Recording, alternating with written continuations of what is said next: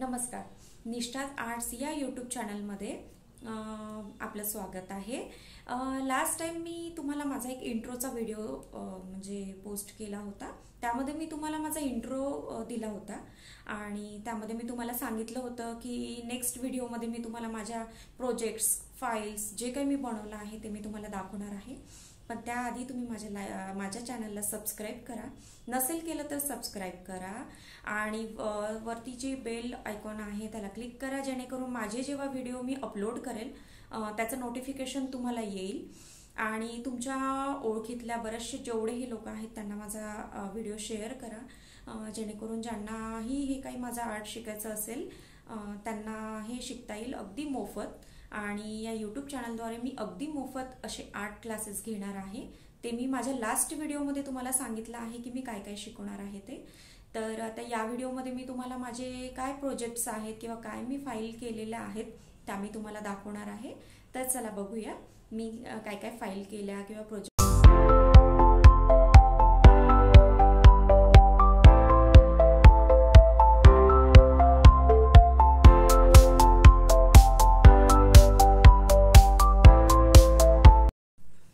तर ही आपली बेसिक प्रोजेक्टची फाईल आहे.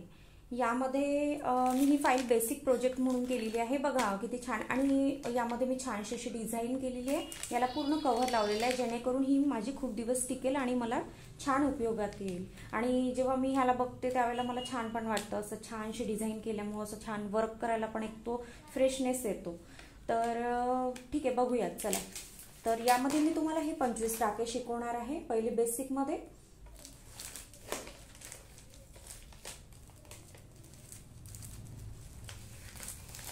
यामध्ये साधे टाके, सम टाके, विषम टाके, मशीन टाके, मशीन शिलाई, दापटी, लेस, इनविजिबल टाके, विजिबल टाके, हुक लूप, काज button, touch button, pin tucks, आडवे पिनटक्स, तिरकस पिनटक्स, बॉक्स पिनटक्स, साधे tucks, tucks fitting, pocket, visible zip, invisible zip, Velcro,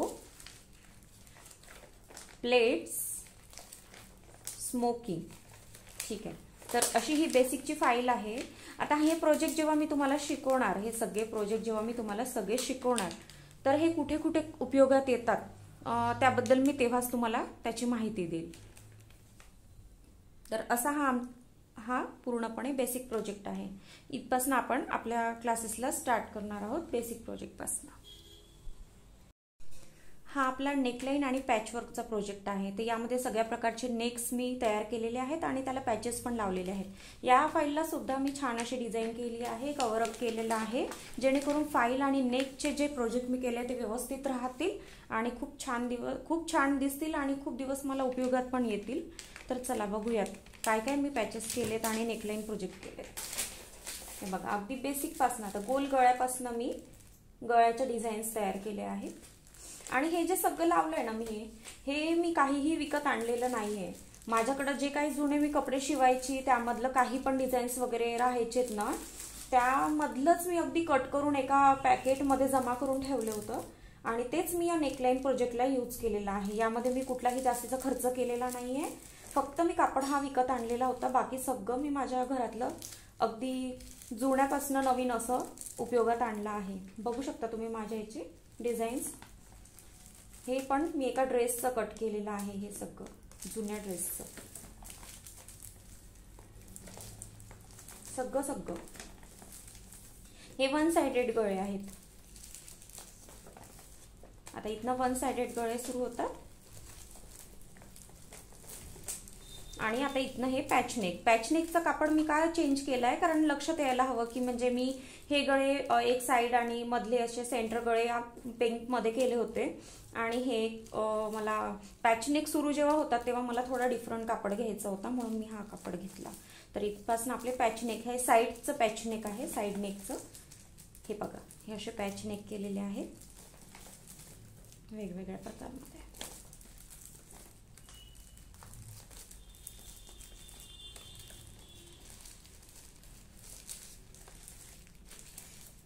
तर अशा प्रकारे मी पूर्ण नेक डिझाईन्स केलेले आहेत. तर आता हे नेक डिझाईन्स तुम्हाला कशासाठी उपयोगात येतात, तर ते मी जेव्हा तुम्हाला नेक प्रोजेक्ट जेव्हा आपले सुरू होतील त्यावेळेला मी हे सांगेल.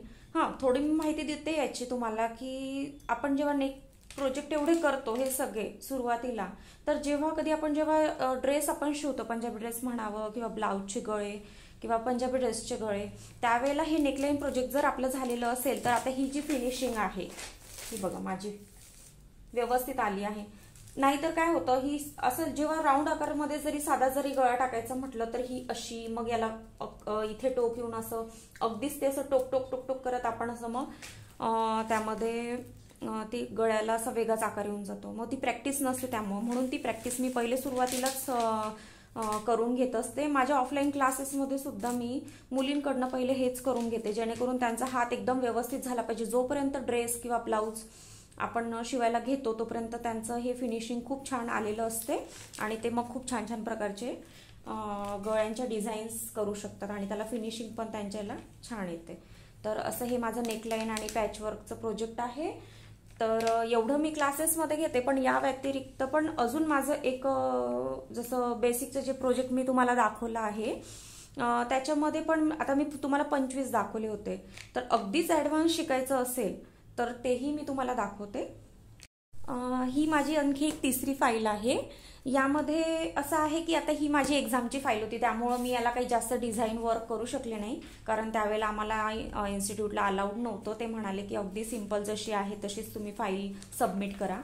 तर बघा, हे मी प्रोजेक्ट त्यावेळेला केले होते ज्यावेळेला मला एक्झाम द्यायची होती. तर पण हे प्रोजेक्ट अगदी बघा फर्स्टपासनं तर 60पर्यंत आहेत. तर हे अगदी खूप जास्त प्रोजेक्ट आहे. जेव्हा मला एक्झाम द्यायची होती त्यासाठी आहे, त्यामुळं हे जर अगदीच कोणाला शिकायचे असतात तर त्यांना मी शिकवते. पण मग शक्यतो कोणी एवढं करत नाही, म्हणजे कोणाकोणाला वाटतं करायचं तर करतात, नाही करायचं नाही करतात असे स्टुडंट. तर असे हे प्रोजेक्ट आहे. पण ह्यामध्ये जसं वेगवेगळ्या स्टिच दिलेले आहेत मी, जसं डायग्नोल स्टिच, हिअरिंग स्टिच, ही वेगळी स्टिच आहे. यामध्ये हे करायला थोडं हेवी आहे, म्हणजे थोडं हार्ड जातं आणि वेळ पण खूप लागतो.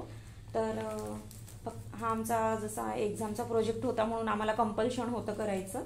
हे ही ब्लँकेट स्टिच पण एक खूप सुंदर आणि वेगळी स्टिच आहे. हनीकॉम स्टिच, ह्या सगळ्या वेगवेगळ्या स्टिच आहे. बाकी काही कॉमन आहेत, जसं काज बटन वगैरे टाईप आणि बटन्स वगैरे, पण काही काही आहेत जसं बटन्स हे ते आम्ही खूप छान छान लावलेले आहे. त्यामध्ये छान छान केलेलं आहे.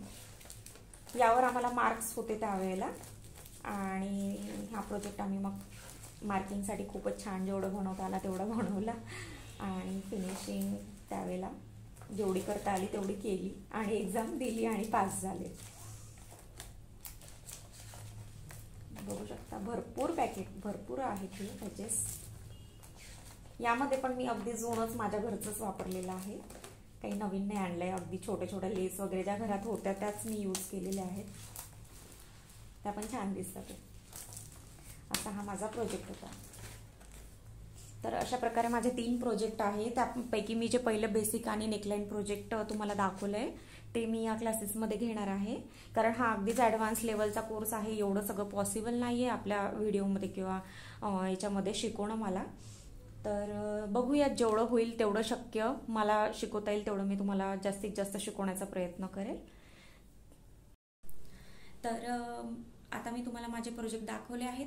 तर माझे प्रोजेक्ट तुम्हाला कसे वाटलेत त्याच्याबद्दल नक्की कमेंट्स करून सांगा.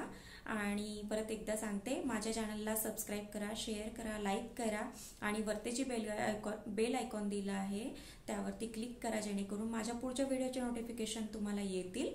आणि आता पुढच्या व्हिडिओमध्ये आपण काय शिकणार आहोत, तर स्टिचिंग क्लास जेव्हा आपण जॉईन करतो तर त्याच्यामध्ये आपल्याला बेसिक साहित्य काय लागतं तर त्याच्याबद्दल मी तुम्हाला माहिती देईल. आणि ते बेसिक साहित्याची क्वालिटी कशी असायला पाहिजे, जेणेकरून तुम्हाला ते साहित्य लॉंग टर्म टिकेल तुमच्याकडं, तर त्याबद्दल मी तुम्हाला माहिती देणार आहे पुढच्या व्हिडिओमध्ये. तर चला भेटूया पुढच्या व्हिडिओमध्ये. धन्यवाद.